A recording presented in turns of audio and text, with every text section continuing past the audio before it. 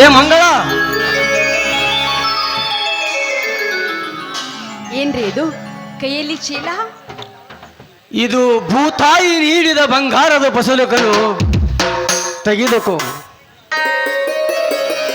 ಅಂದ್ರೆ ಈ ರೈತ ನೆಮ್ಮದಿಯಿಂದ ಬದುಕುವಂತಾಯಿತು.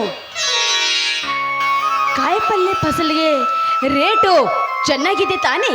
ಅನ್ನುವುದೇನಿದೆ ಮಂಗಳ, ಬದನೆಕಾಯಿ ಕೆಜಿಗೆ 80 ರೂಪಾಯಿ, ಚವಳಿ 100 ರೂಪಾಯಿ, ಟೊಮೆಟೊ 150 ರೂಪಾಯಿ, ಹಸಿಮೆಣಸಿನಕಾಯಿ 120 ರೂಪಾಯಿ.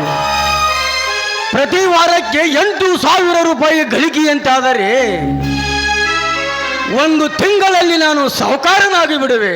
ಮಂಗಳ, ಸ್ವಾಮಿ, ಏಕೆ ಮಂಗಳ ನಿನ್ನ ಕಣ್ಣಲ್ಲಿ ನೀರು? ಸ್ವಾಮಿ, ಈ ನಿಮ್ಮ ಜೀವನ ಹಗಲು ಇರುಳು ಎನ್ನಿದೆ.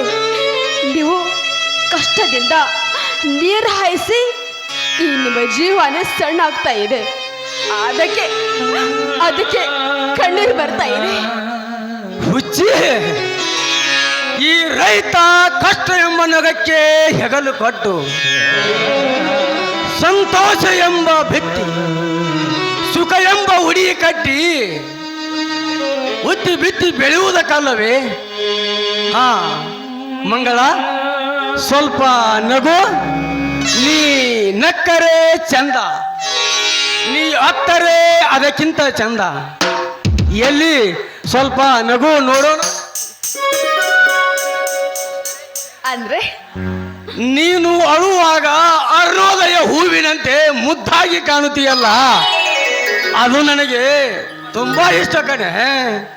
ಸ್ವಾಮಿ, ನಿಮ್ಮಂಥ ಮುಗ್ಧ ಮನಸ್ಸಿನ ಇಂಥ ಸುಂದರವಳಿ ವ್ಯಕ್ತಿ ನನ್ನ ಬಾಳಿಗೆ ಶಕ್ತಿಯಾಗಿ ಪಡೆದಿದ್ದು ನಾನೇ ಭಾಗ್ಯಶಾಲಿ. ನಿಮ್ಮ ಒಂದೊಂದು ಮಾತಿನ ಅರ್ಥ ನೆನಪಿಸ್ಕೊಂಡ್ರೆ ನಿಜವಾಗ್ಲೂ ಸ್ವರ್ಗ ಇಲ್ಲೇ ಇದೆ ಅಂತ ಕಾಣುತ್ತೆ. ನನಗೂ ಅಷ್ಟೇ ಮಂಗಳ, ನಿನ್ನ ಮಾತುಗಳು ಕಡಲ ಮುತ್ತಿನ ಶಿಲಾಬಾಲಕಿಯ ಕಟ್ಟಿನಂತೆ ತುಂಬಾ ಬೆಲೆ ಬಾಳುವಂತಾಗಿರುತ್ತದೆ. ನಿನ್ನನ್ನು ಪಡೆದು ನಾನೇ ಧನ್ಯಳಲ್ಲವೇ ಮಂಗಳ? ಅಂದಾಗ ನೀವು ರೈತರೆಂಬ ಹೆಸರು ನಾಡಿನ ಉಸಿರಾಗಿ, ರೈತ ನೀವು ನಕ್ಕರೆ ಜಗವೆಲ್ಲ ಸಕ್ಕರೆ ಅಂತಾಗಿದೆ. ನಿಜ ಮಂಗಳ, ನಿಜ.